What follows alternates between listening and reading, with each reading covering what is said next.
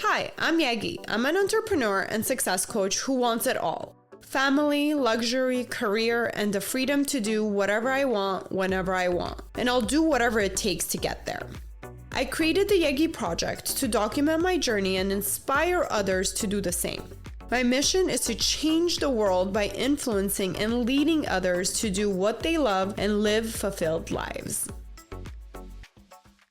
Hello. Welcome back to the Yegi Project. Today we have Gaby Rincon, who is a first-generation Mexican-American woman and a dedicated advocate for financial empowerment.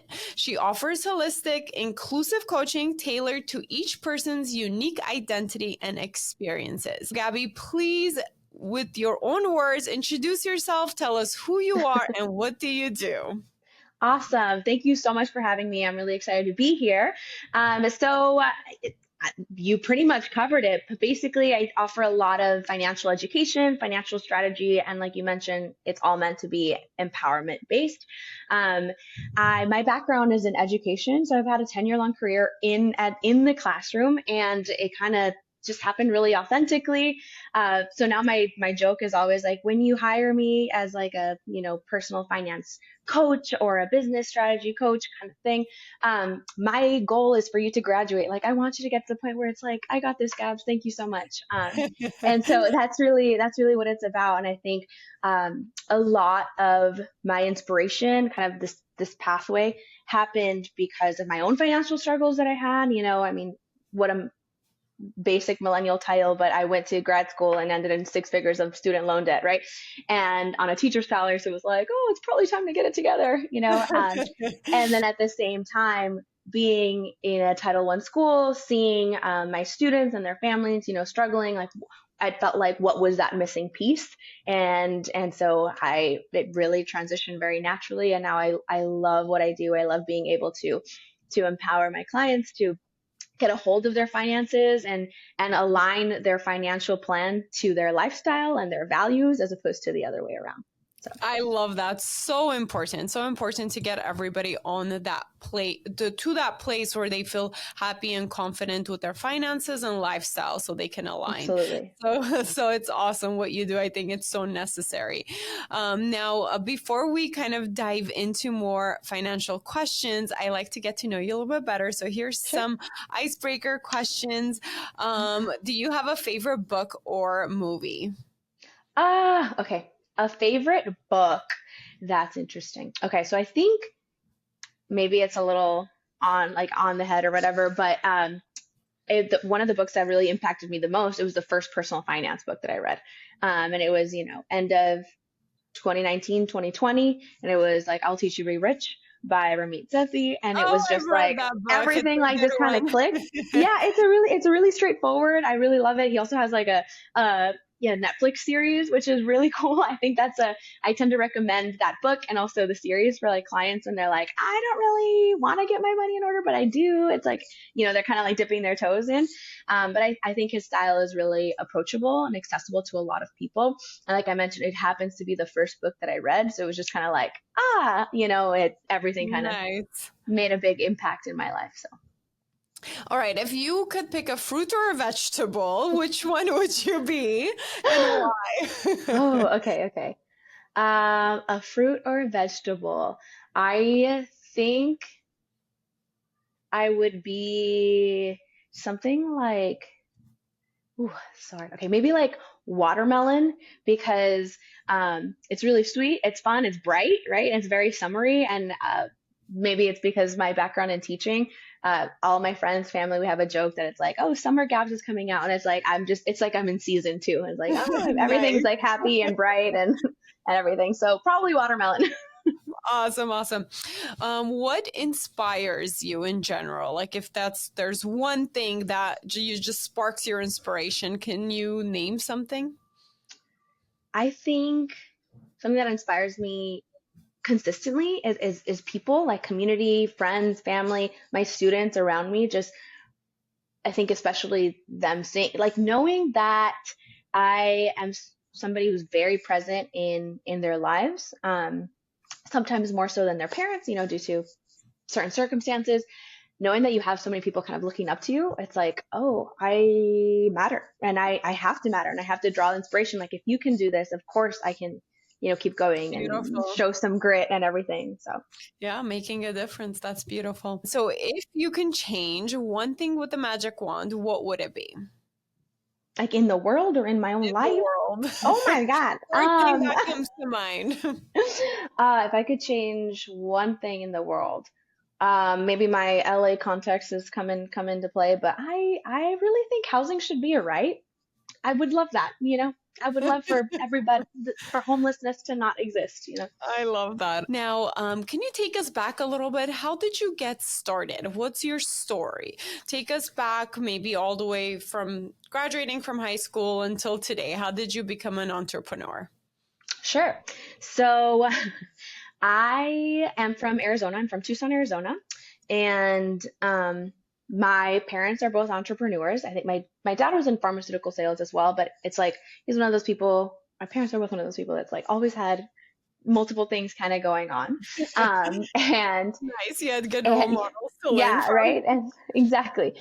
And so it was never discouraged the idea of like having kind of like a W-2 job, like your main source of income, and then also, going into entrepreneurship. I now looking back, I'm like, oh, I see how this was an example that I had. But on back burner, kind of, or for context, I guess I should say, is I grew up with a very much like a level of privilege in the sense that my parents both went to college. My dad was undocumented until he married my mom, but even with that, I think the fact that they both went to college, that they were married, that they were able to, reach a certain income level, for example, like I saw how that experience, led me to kind of start not ahead or anything like that, but there were those examples set for me. And so it Mhm. was an expectation, for example, that I would go to college. Like it wasn't obvious. Like we went to, of course you're going to go, right? And so I was 12. I loved music. I've always loved music. Been playing the piano since I was 3 and the Wow. violin since I was 5. And so in middle school I was like, I'm gonna be a music teacher. I love kids. It's fun. And I did, and it was awesome. I went to the University of Arizona. I graduated.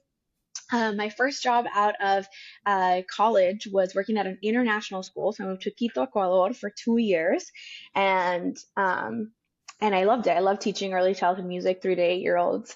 And then got married, decided to move to LA.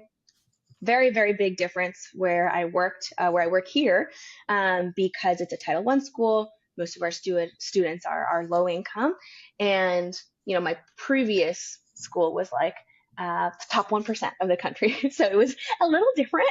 um, and I think that really kind of started to set the stage, right? And I'm giving you all this context of like in my life, I've always kind of felt that I've seen inequities, and kind of wondered why is that, what's happening with that, right? Go to grad school, get into debt, and it's like, okay, it's time to like get it together.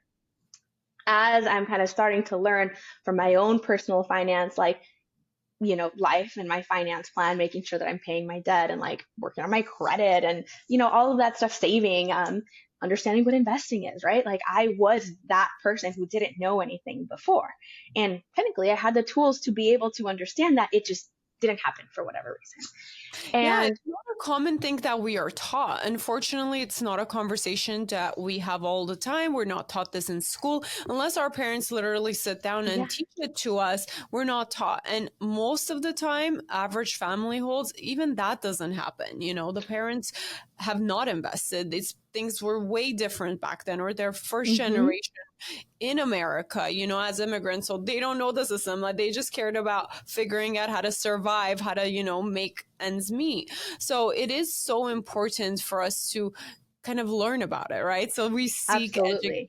education.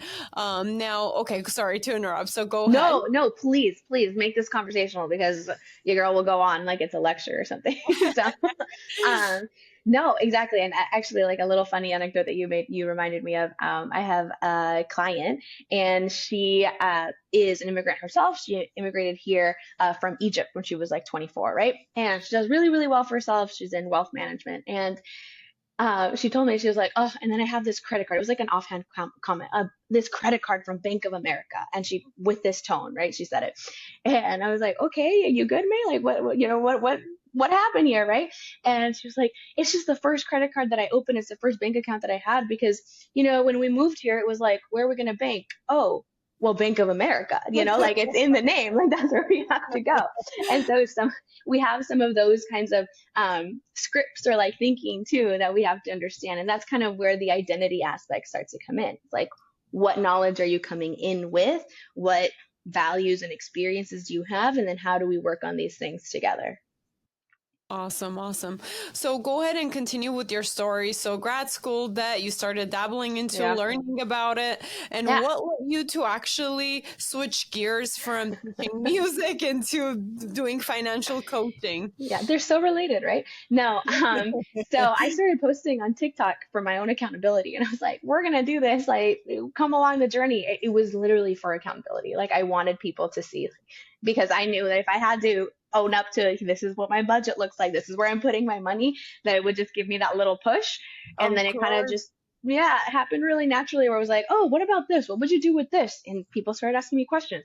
My students, of course, found my TikTok, and I didn't mind because it's not like, what I mean, I want you to learn financial literacy, And so then they started asking me all these questions, and so I was like, well, I'm kind of a good teacher. I'm kind of now good at finance, so why don't we, put those two things together? And so then started an LLC, and it's just kind The of rest naturally progressed. is history. Yeah, yeah, like all true teachers, it's like I feel like I started building the plane as I flew it, but so I'm sure, you might have experienced the same thing. I feel like Yeah. entrepreneurs also do the same thing where it's like there's no such thing as failure, it's just pivoting. Yes, and that's so inspiring. And I'm sure a lot of our listeners can use that as inspiration to just kind of also go with the flow, keep learning, and see where life lands you, right?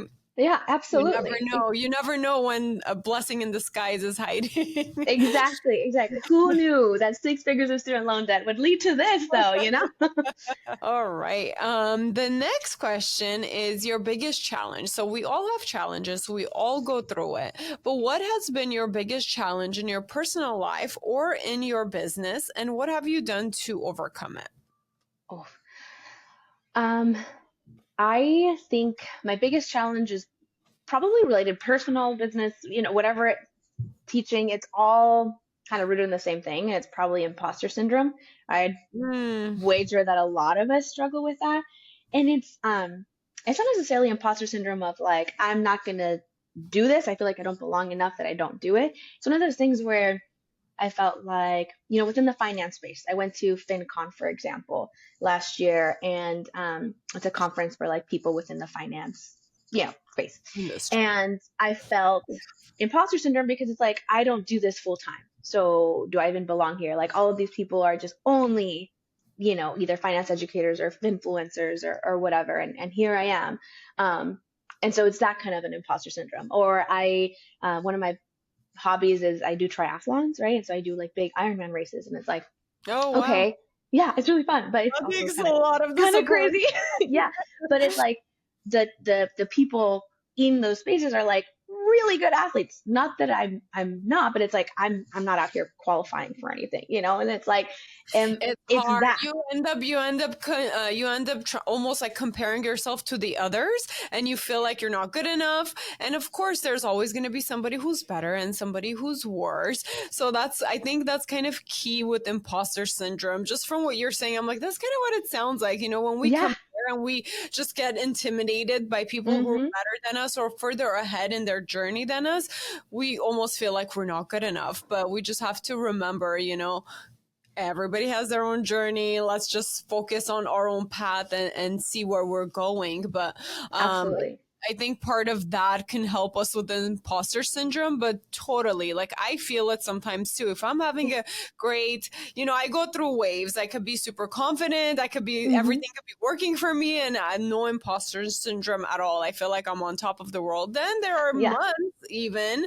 or days or weeks, I'm like, oh my God, everybody's doing so much, and I'm Yeah. here not doing anything. I'm not progressing.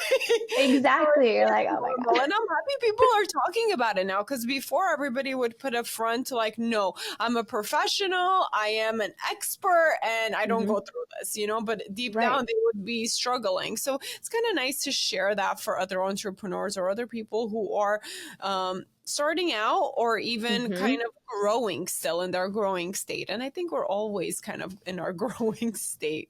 Exactly. There was this, in music school, there was always like this thing my professor would tell me in our lessons, and she'd be like, that the better that you get, the worse you're going to feel. And what she meant by that was Oh the boy. better you get, the more you notice things. So the more you're able to like pick out and fine tune things that you can work on, right? And so it's kind of like almost like a catch 22. It's like, okay, so perfection It just never is. exists and we're always just growing forever. And that isn't that great? Also, it's kind of like you're almost giving yourself permission to struggle, and to fail a little bit and learn from those So, mistakes. what has been kind of the thing that kept you going, even when you felt like imposter syndrome? Like, do you pep talk yourself? Do you read a book? Do you watch something? Like, what do you do when you feel like you're lowest? Because I know as entrepreneurs, we do go through these emotions and it's Hmm. hard. So, what do you do when you feel like, oh my God, I'm not good enough? What am I doing? Do I even know what I'm talking about? Right. Am I deserving of being here? No. Yeah, for sure. So I think when I kind of have to like hype myself up for it, because I have anxiety, so I tend to get in that feeling maybe a little bit before an event or before entering some kind of a space, right? And so when I'm kind of hyping myself up, sure, I might read a couple of quotes that I've like always really enjoyed, or find some inspiration with. Obviously, I like music, so I might have a little bit of a hype up playlist right now. I'm listening to a lot of like Chapel Rowan, very of the moment of the times, and then like also some proactive self-care too. This should have happened before. Like and there are times where I'm not the best at this as well. I think we all kind of struggle a little bit, but in terms of self-care, like trying to find those times to just read or to have a bath or whatever, you put on a face mask, I was like, why can't Yeah. I find 15 minutes for this, and because I feel like, when I feel better, maybe a little bit like when I'm kind of taking care of myself physically, Yeah. I feel like I'm just kind of gonna feel better in general, like in terms Oh of yeah, confidence too. totally. Hmm. I feel that all the time. Even, Right. like you can even be confident, let's say without makeup or without doing your hair. But Hmm. no matter what, if you take care of yourself, whatever that means to you, if it's doing your makeup, Hmm. if it's doing your hair, if it's dressing a certain way, if it's like walking a certain way, it Yeah. definitely makes a huge difference on how we show up. It's almost like, okay, let's try to act like the leader or the person we want to be. And what does Exactly. that look like? Does that person look like they just rolled out of bed in pajamas? I don't think so. Maybe not. Yeah. No, Maybe not. it's a little bit of like, I love what you just said about, let's look like I think you said, let's look like the leader that we want to be. It's kind of like a little bit of fake it till you make it, right? Like if you fake it long enough, eventually it's just going to be true. Yeah, Like this is who I am, that's almost like the visualization or like the Hmm. manifestation. I really think it works. And that term fake it till you make it, it sounds so negative because you don't want to fake it. So I think I don't know where I heard it, but it was another term saying imagine it until you make it. I think I Yeah. read it in a book or I heard it somewhere. But yeah, so I was like, oh, that's nice. That's No, positive. I love it. Imagine Exactly. it until you make it. So I'm gonna imagine to be a leader until I fully am Until a I am. leader. Yeah. Absolutely. No, it's you're absolutely right. I think there's a degree of like manifestation and like visualization, imagination that Yeah. is naturally a part of it. Yeah, and honestly, that always makes me the imagination. It always makes me think of Disney, and look Yeah, how far Disney has come. And for honestly, sure. that's what it is. It's dreaming, imagining, believing. Right? That's the core values of what it takes to kind Yeah, of keep us going to get to where we want to get.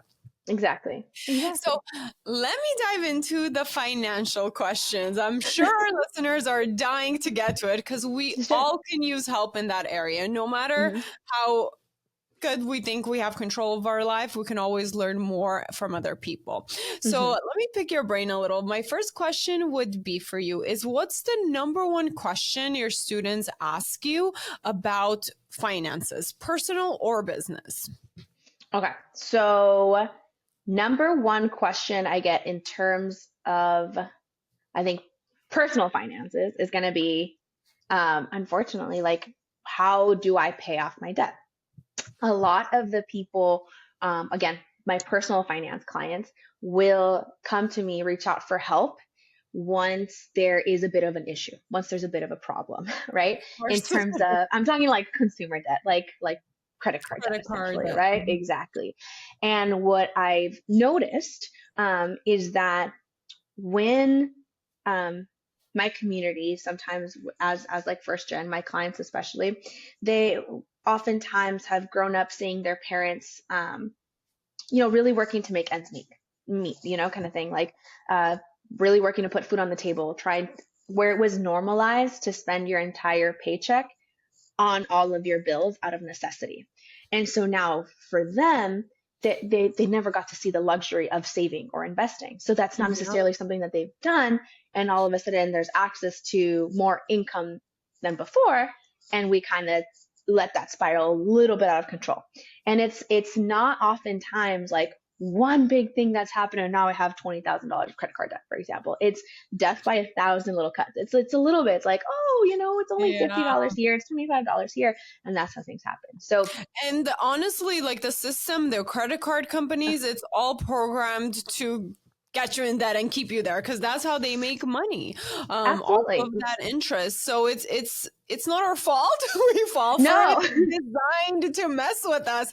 So unless we really like take action and educate Hmm. ourselves and know about it, we're not able to make better decisions. And I had to go Hmm. through this journey myself too. Like there was a time when I was over $100,000 in debt, and this wasn't even student loans.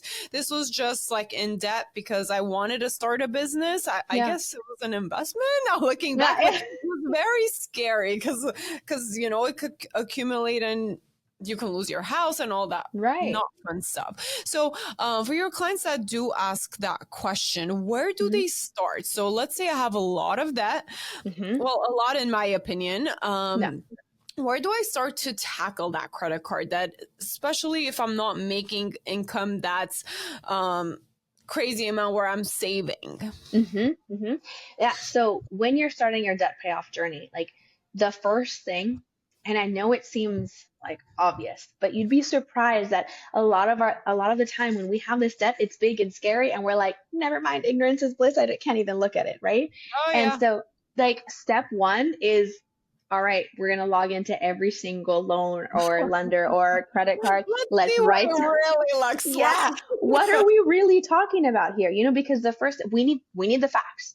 And that's always the kind of the hardest step, right? Because you're like, oh my god, how am I ever going to do this? I will never financially recover.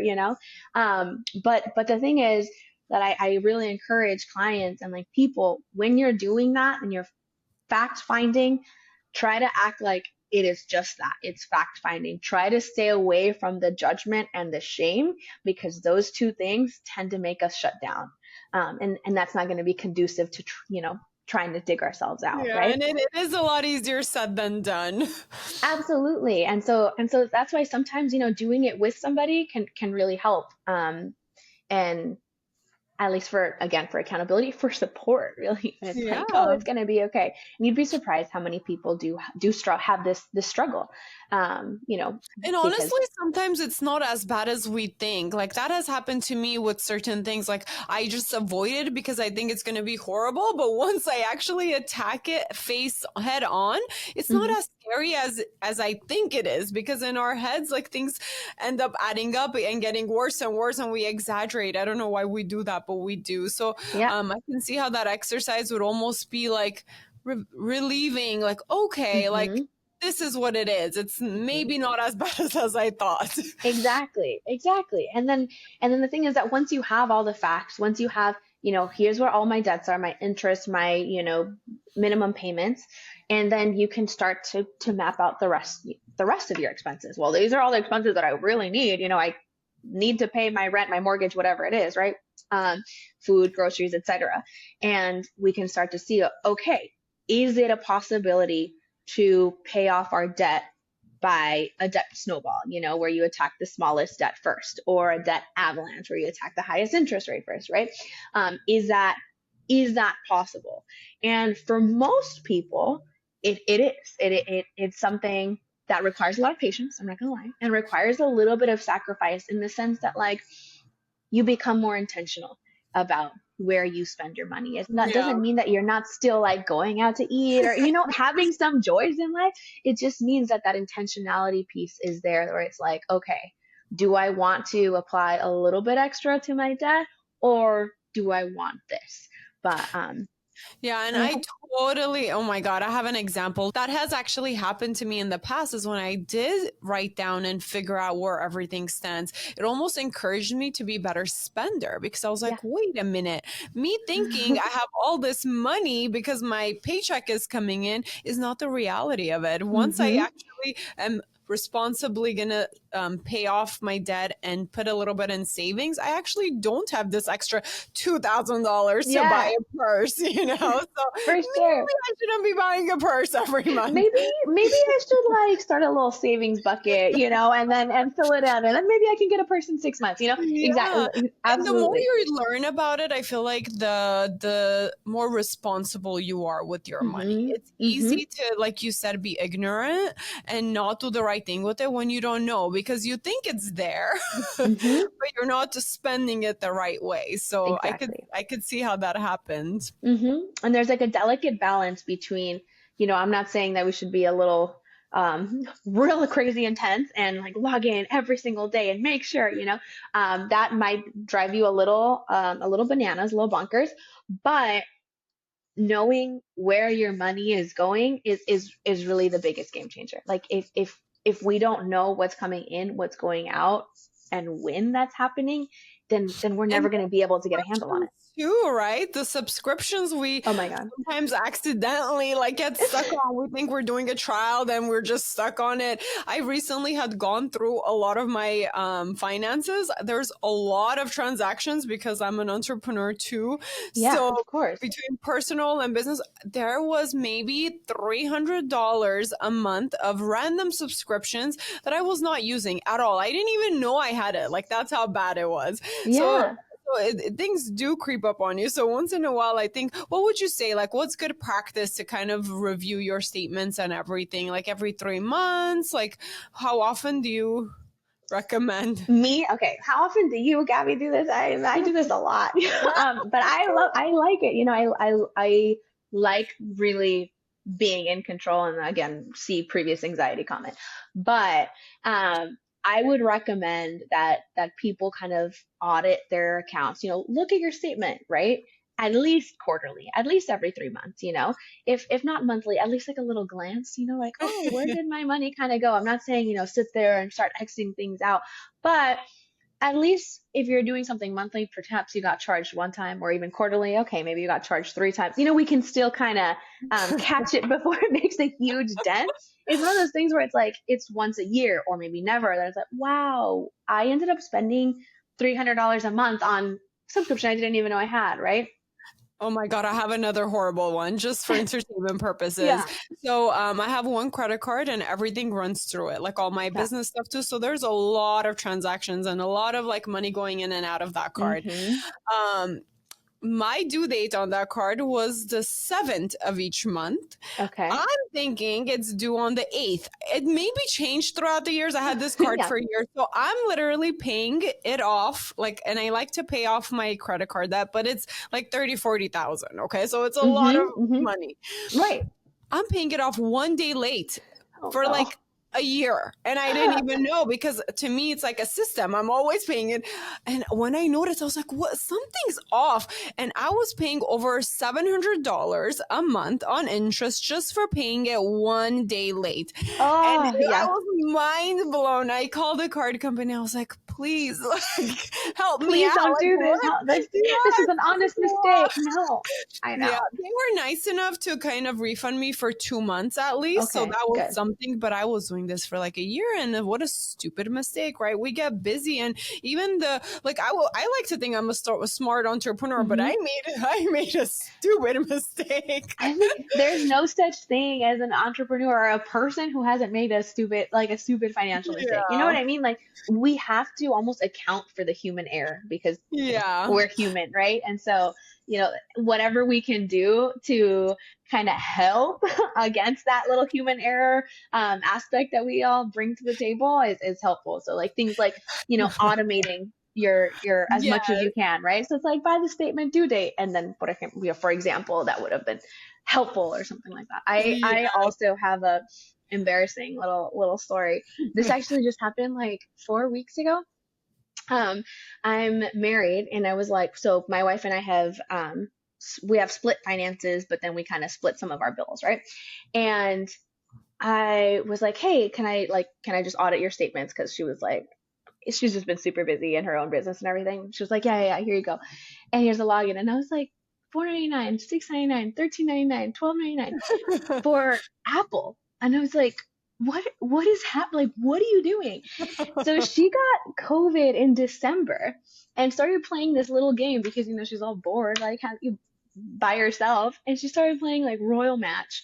And it's one of those games where she probably bought something one time and then all of a sudden like twice a week it's been charging you 2.99, 3.99, 4.99. And so now I was like, oh my God, Luz, this is so embarrassing. Like, do you know what I do? Like, Yeah. what do you mean you didn't know? So it's good to have that system in place, like at least quarterly. Exactly. Monthly is probably better practice, but if that's Mm-hmm. not realistic for you, like if you're barely keeping up with your life for Yeah. whatever reason, Mm-hmm. quarterly, like we should put it on our calendar and make sure we do this audit. And honestly, like if we can afford it, I think it's such a good idea to do it with a coach or with, hopefully if you can't afford a coach, maybe at least a friend or somebody that Yeah. you know is going to hold you accountable to do this with you. Just make an appointment. I think that makes us Exactly. get it done, right? Yeah, it can be something social, and I know it sounds it's open and it's vulnerable, but at the same time, you are all supporting each other. Like, get a group of friends together, hang out, make it a little potluck, and it's like you spend an hour, 2 hours, depending on how long it takes you, audit all of your stuff, and What a good if you idea. Honestly, right, that's such a fun like friend date, right? right, We always want to do fun things, but hey, if we can form a group of friends who want to be financially responsible, that would be exactly. so awesome. And it also gets you in the practice of another skill that oftentimes we don't have, which is just talking about money. Like Yes, just yes. being comfortable being open about it and having questions about it, and sometimes answers, right? Where we're very much not encouraged. Like, I know a lot of people who are like, you can't ask how much you make, Yeah, for it's not in example, our right? Or like, culture. exactly. And it's seen as like very taboo or inappropriate, but a lot of the time when we don't talk about money, we get into situations that maybe could have been avoided, right? If we had that communication.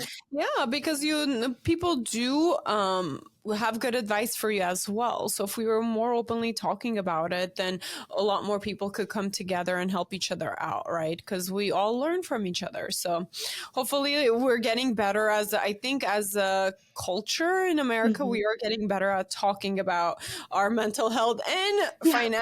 financial situation as well. So hopefully it's getting better. You think those two things are correlated? Like, are they related? No.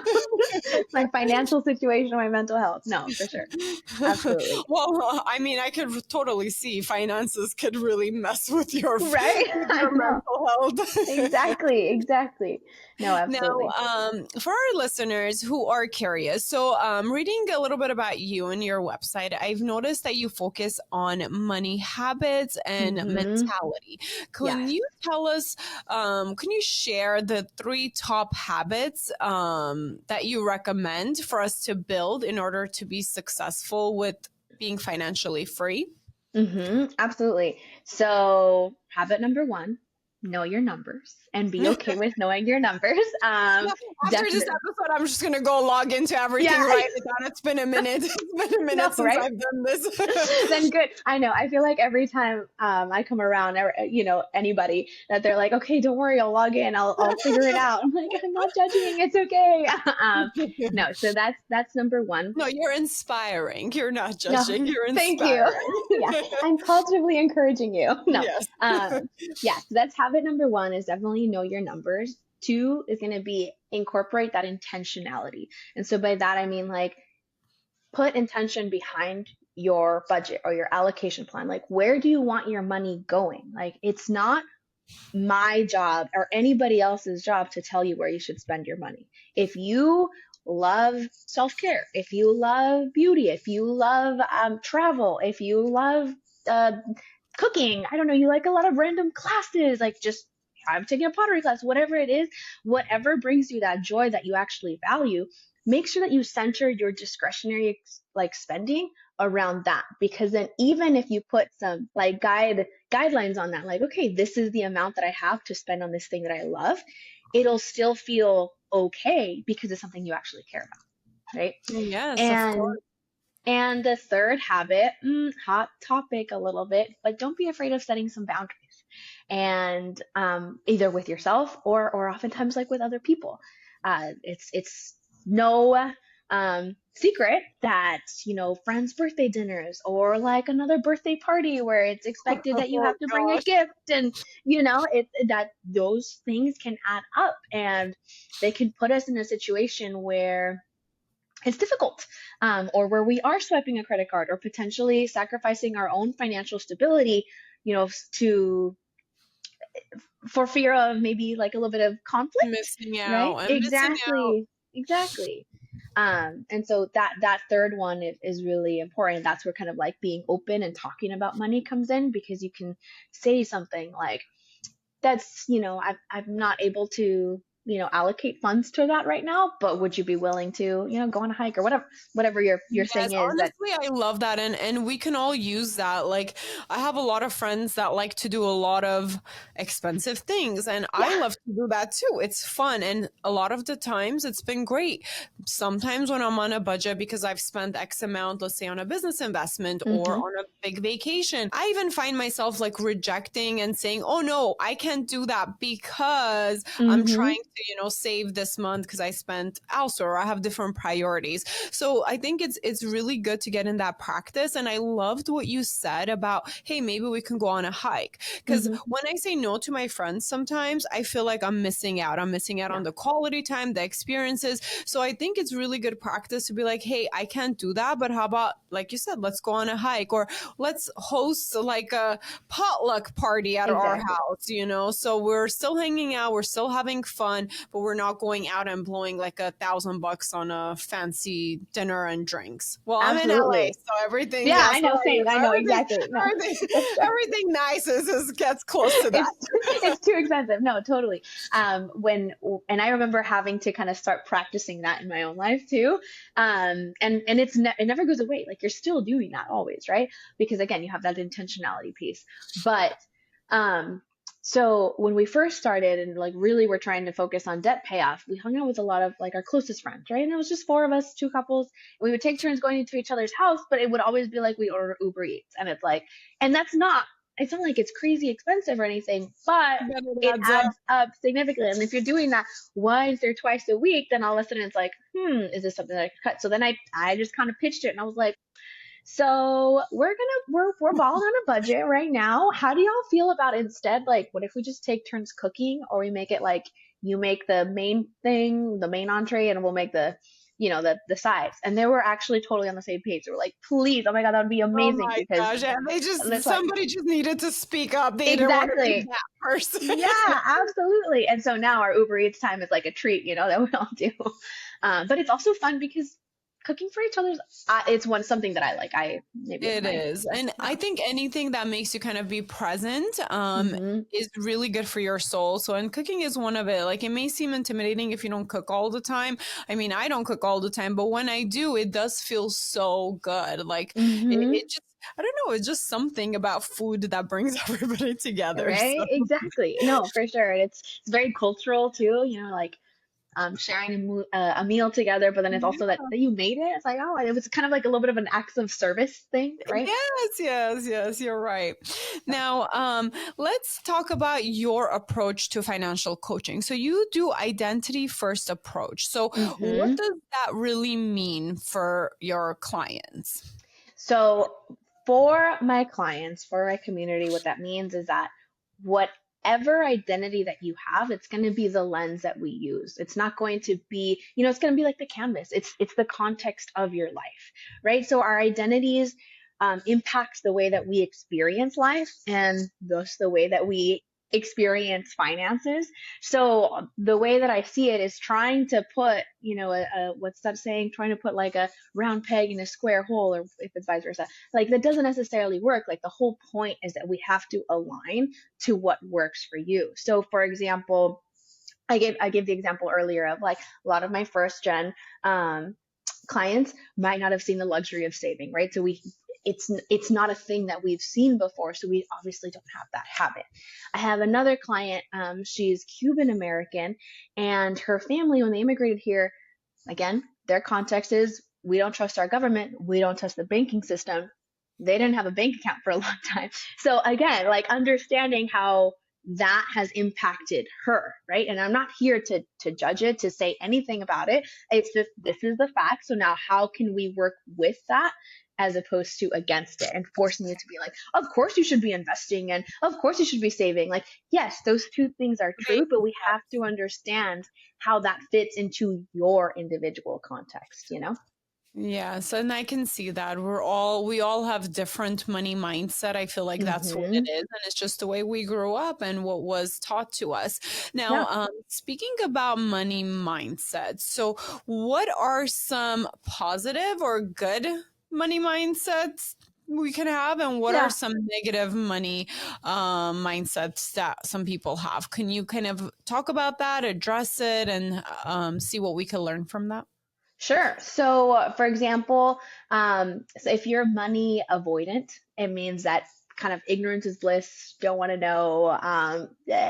Pretend it doesn't exist, right? It brings you kind of some money anxiety, if we will, right? And so that um, can be an issue that we want to work on. An area of growth, uh, because if we don't know our numbers, as I said before, then we won't be able to make any impact or any kind of progress, right?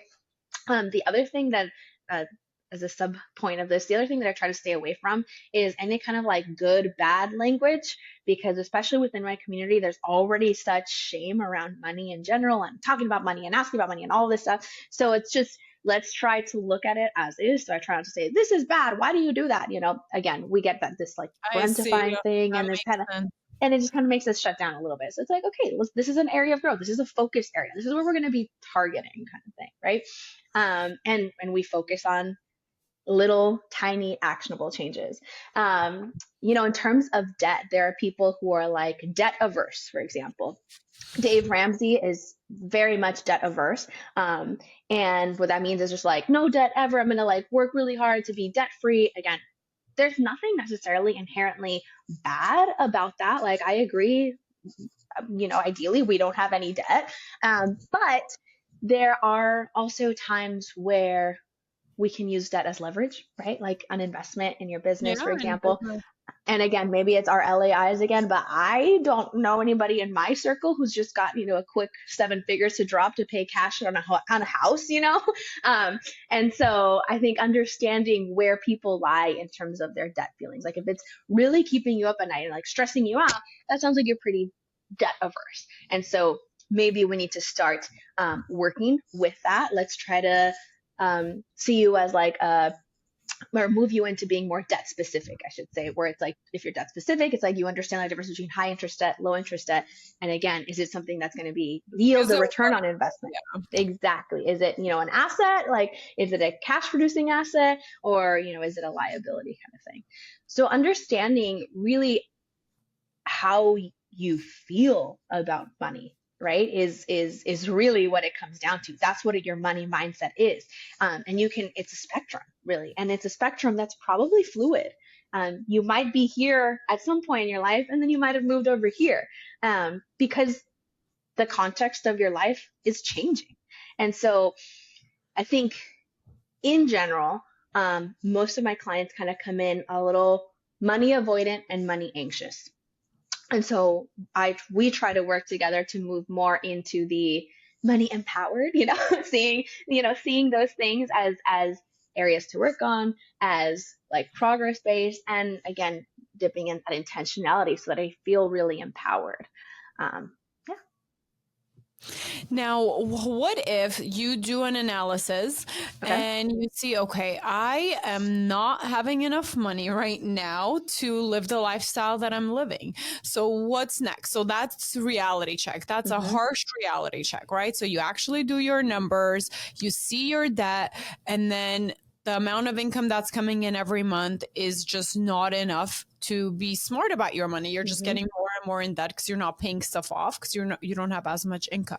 So at that Mm-hmm. point, what would you advise for that listener to do? So it's happened. It's a great question. It's happened a lot more than you'd think, right? And so if you're in that situation where your expenses are just, frankly, like they're too high compared to your income, right? We have to understand if they are like needs-based expenses, like we don't have an option, we have to pay these things, or are they, kind of more lifestyle? Are they more wants-based expenses? Like, oh, I'm used to traveling once a month or whatever, like, is there room to have that harsh reality check of like, hey, this isn't sustainable. Like, this is a no-go. If it's the latter, then we're able to cut some of those lifestyle expenses, and we have that conversation about like, this is where we're at right now. If we continue at this current trend, this is where we'll be at the end of the year. This is where we'll be in 2 years. You know what I mean? So something has to change. Can you change your income? Are you able to ask for a salary increase? Are you able to switch jobs? Are you able to start a business? Right? Like, are you going to, can we change your income? Because that's a Yeah. viable, So it comes down source. to those two things, either cut down your expenses or increase your income to It's meet really your it's lifestyle. really what It's it comes simple if down you think to. about it like that. Yeah, right. And it's like, it seems simple, but at the same time, it's one Hard of those to things, do. exactly, that it's hard to do. And the other thing, if it's something that I've seen more often where it's debt, it's like consumer debt that's making it so that you can't make your payments, then something's got to give, right? Like, this is not sustainable anymore. So 2 weeks ago, actually, I had a meeting of this situation where, again, we went through our entire financial picture. We went through really what was going on, and the option that was the best suited, which, again, at this point, you're kind of choosing between the lesser of two evils kind of thing, right? Which one is the best kind of negative option? And it was to withdraw from her 401k and pay off the consumer debt, because it really came down to that or bankruptcy, you know? Mm, And so, and in those situations, it's tough. It's difficult, because I'm sure, well, I know she felt very disappointed and discouraged. But we have a lot of those conversations of like, okay, well, like, let's make this mean something. The good news is that you're 36. So we still have, in theory, like about 2.5 decades to retirement. Like, we can make this up, but this needs to be the turning point. You know what I mean? Let's look at it like this. Let's look at it as like, this is the moment that we make a yeah, U-turn, and you let's know? make better decisions moving forward. Exactly. And so, luckily, she's agreed to like kind of continue coaching, and that's and so that we can build those healthy habits as we go. So one of the things that we're doing, and that sometimes I recommend, is that if you're struggling with kind of managing your expenses, like you just kind of overswipe, for example, is meeting with somebody, either once a week or once every 2 weeks, whenever you get paid, because then what we do is we assign your money to go anywhere. Okay, so for the next 2 weeks, this is where it's going. And again, it might seem, maybe juvenile or like basic, but if that's not something that is a practice of yours, then having somebody else supporting you, again, and also keeping you accountable with that, can make a huge difference. Okay, my last question to you. So that was great. Thank you. I was just Yeah, excited sure. to ask you my Yeah. last financial question to you. Do you have kind of like a quick run through of a blueprint? Like, if somebody is just starting out today and they know something's off, they don't really know exactly what's going on in their finances, where do they start? What's your blueprint? So kind of like a step-by-step process. Sure. Yeah. Okay. So your blueprint, you have no idea. I'm just gonna, set some parameters. You have no idea what's going on with your finances. Someone might be like, is it time to like figure this out? Okay, that's you. You've got an income, you've got some accounts somewhere, but you don't really know where.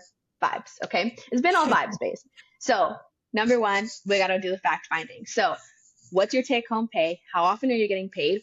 Where is your money? Meaning, do we have one checking account, two checking accounts? Do we have that savings account that we opened when we were 16 and we forgot about and it actually has money in it? You know, 'cause that's happened before. Do we know how to log into our 401k? Is there money in our 401k? Do we know what a 401k is, right? So first, it's understanding where is my money and how much money do I have? Okay.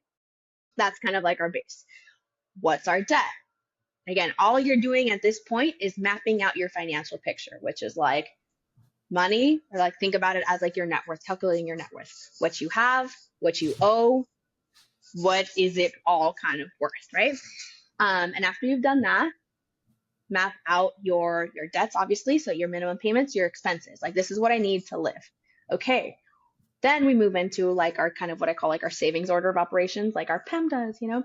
So we want to make sure that you have an emergency fund, no matter what. That's always going to be the number one because How much should be in our emergency fund? hot take. Great question. Okay, so the general rule is you want at least 3 months worth of living expenses in your emergency fund. I'm sure maybe some of your listeners have heard that because that's like a generalized kind of rule.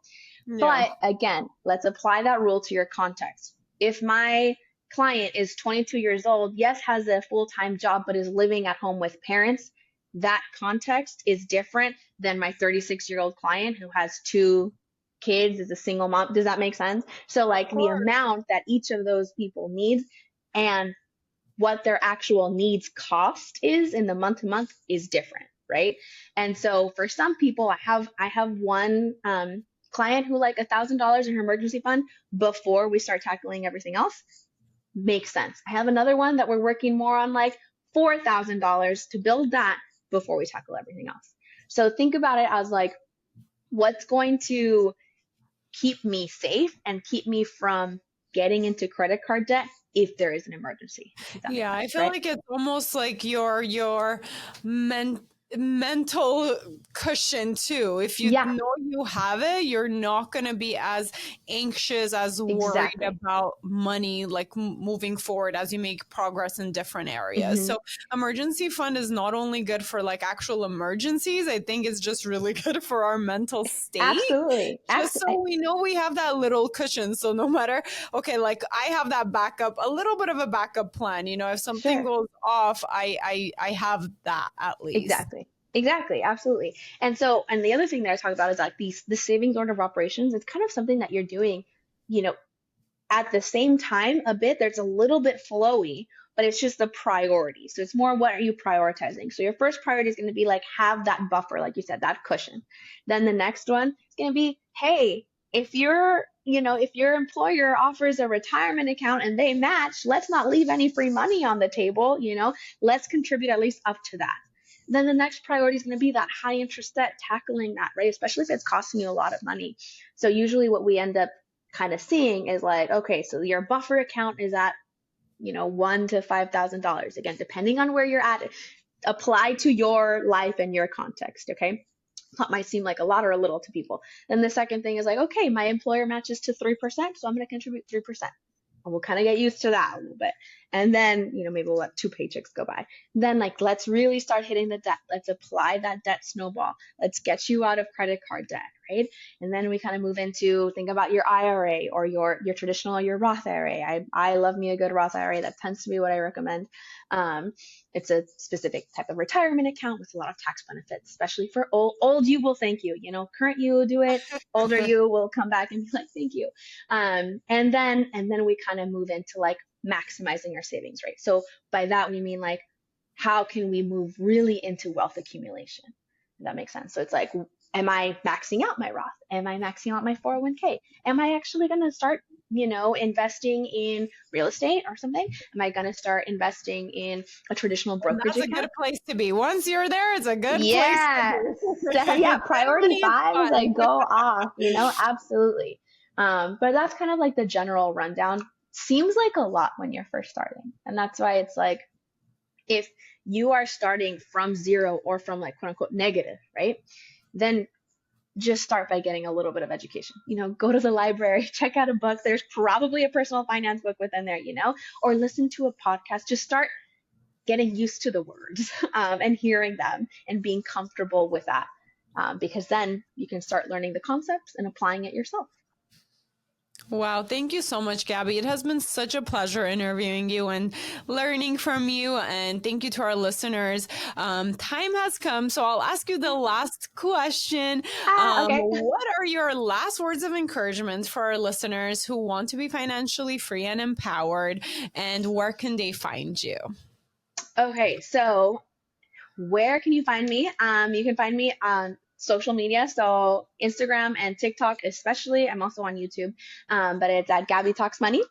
And my website is rpfeducation.com, stands for Realistic Personal Finance Education. And okay, last piece of advice is the best thing that you can do is become financially literate. If you become financially literate, if you understand the education yourself, you can do it all yourself. You can really apply this. I'm not just saying that, I've actually done it. So, and a lot of us in this space have done the same thing. We start learning, we become empowered, and we're able to apply. So this is all within your power if and when you choose to take action. Wow, I love that so much. Again, thank you so much for your time, Gaby. And until next time, thank you to our listeners. Bye. Bye. Thanks. Thank you for listening. Please rate and review this podcast. Follow and engage with us on social media under the Yegi Project. And if you're interested in being a guest, email info@theyegiproject.com. And don't forget to subscribe so you don't miss out on any future episodes.